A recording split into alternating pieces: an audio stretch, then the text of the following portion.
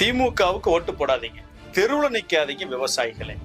ஏன் இதை நான் சொல்றேன் அப்படின்னா, கடந்த 2021 வருஷம் பிப்ரவரி 21 ஐயா முதல்வர் ஸ்டாலின் அவர்கள் ஈரோடு மாவட்டத்துக்கு வந்து மேற்கு மண்டல விவசாயிகள் மாநாட்டுல விவசாயிகள் சம்மதம் இல்லாம ஒரு அடி நிலத்தை கூட எடுக்க மாட்டேன்னு சொன்னார்.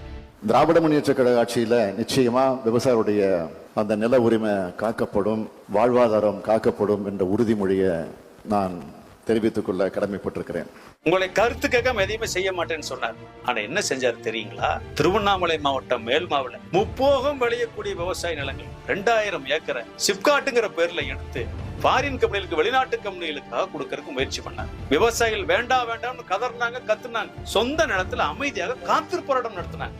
ஆனால் அந்த விவசாயிகள் எல்லாம் கலவரம் செஞ்சாங்கன்னு சொல்லி சொந்த நிலத்துல அமைதியா குடிசை போட்டு தங்கியிருந்த விவசாயிகளை போய் குடிசையை பிரிச்சு எறிஞ்சு அந்த விவசாயிகள் பிறகு 10க்கும் மேற்பட்ட விவசாயிகளை சிறையில் அடிச்சு அவங்க மேல பூரா குண்டர் சட்டம் போட்டு தேசியாவிலேயே முதல் முறையா குண்டர் சட்டம் போட்ட ஒரு அரசு இந்த திமுக அரசு, இந்த ஸ்டாலின் அரசு.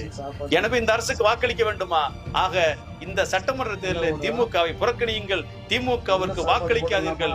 நாம மீண்டும் வாக்களித்து நம்மளை தெருவுல நிறுத்திடுவாங்க அப்படிங்கறத நாங்க சொல்றோம். யாருக்கு வேணா வாக்களிங்க, அது விருப்பம். கூடி கட்டி நோட்டாவை கூட வாக்களிங்க. திமுக மட்டும் தயவு செய்து வாக்களித்து விடாதீர்கள் விவசாயிகள்.